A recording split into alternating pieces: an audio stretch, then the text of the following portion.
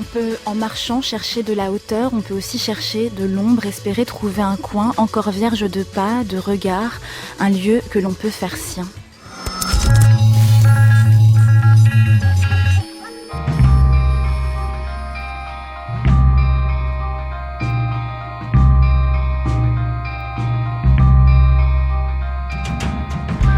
Il montait très haut, se tenait au bord, à la limite. Son corps se tenait parfois allongé sur les parois des murs. Quand on le voit justement allongé face au ciel, quand on aperçoit ses jambes suspendues au-dessus des toits ou sa silhouette en capuche noire qui domine la ville, on pourrait se dire que la photo, en fin de compte, aurait pu ne pas avoir lieu, que le moment, sans doute, a été plus grand, plus fou que l'image qui nous en parvient. Mais Maxime Sirug était avant tout un photographe. Il avait en tête la photo avant la prise de vue. Il grimpait, sautait, se suspendait pour aller la chercher, cette photo mentale. Donner à voir, look up and see, écrit-il en légende de l'une de ses photos sur le réseau Instagram.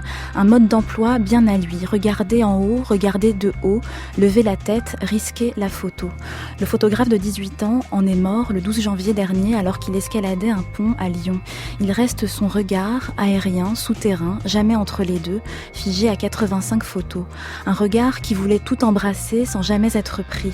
Un regard qui, selon ses légendes, pouvait se perdre, explorer, se souvenir, se réveiller. Outre ces villes vues du ciel, ensemble de toits qui se mélangent entre eux, ponctués d'un premier plan en plongée sur ses jambes perdues dans le vide, il y a donc aussi beaucoup de photos obscures, cachées, des tunnels dans lesquels plus aucun train ne semble passer, des cages d'escalier aux marches fragiles rendues inaccessibles par des petites montagnes de gravats.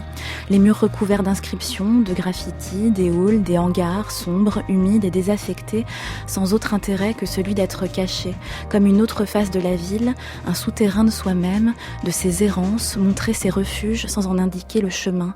Regardez bien au-dessus de vous, vous pourriez bien voir quelque chose, a-t-il écrit. Voir comme un risque supplémentaire, comme le vrai risque, en fait, au-delà de l'acrobatie, comme une manière peut-être, pour Maxime Sirug, d'avoir donné un peu plus de légèreté au vide.